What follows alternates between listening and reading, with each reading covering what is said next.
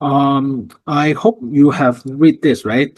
And this is the three topics that you must make sure you know because they are there every single year and they are almost all never on the hot topic list. So make sure you get marks. A code of ethics, get as much marks as you can.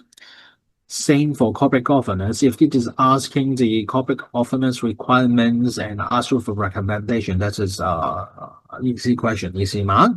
But I'm only afraid that a corporate governance question sometimes may be asking something that is like out of the ordinary. But if that happen, if you read my exam guide, you will see I have three sections. That is internal control plus IA and then external audit. Okay. This is financial reporting, internal control plus internal audit, and then external audit. This is the main responsibility of the audit committee. If you read my notes, this is a section and a table about that. And remember, if you ever see a corporate governance question that you have no direction or don't know what to answer, focusing your answer in analyzing this three part. Always talk about the financial impact and how it is going to impact the financial statement, any amendments required, and then communicate with the external auditor regarding the financial reporting impact. And then most likely there should be an issue or problem happen in the case that you need to deal with.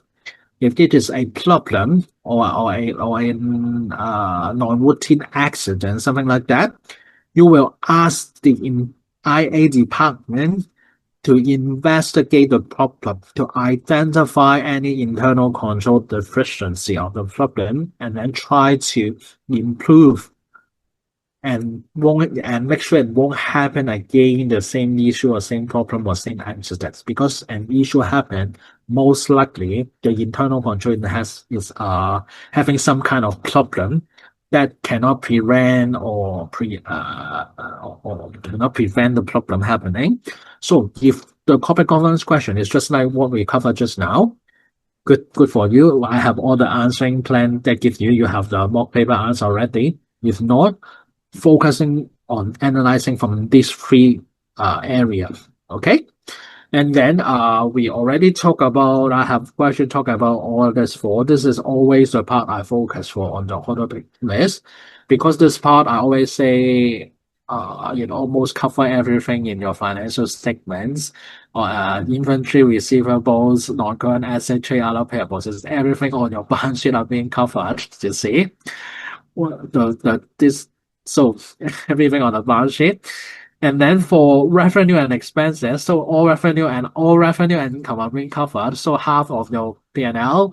And then, okay, so only thing worth looking at is the research and development expenses. So make sure you have a basic understanding of the difference between research and development expenses. So technically, it's talking about whether the cost can be capitalized or cannot be capitalized, need to be expensed. So capital expenditure versus revenue expenditure problem for R&D expenses. And I'm not asking you to go into deep detail of R&D expenses and understand all the accounting treatment and need to bring the accounting standard. No, just the basic understanding of whether something is a good accounting treatment or wrong accounting treatment, or if you perform audit procedures, what do you check?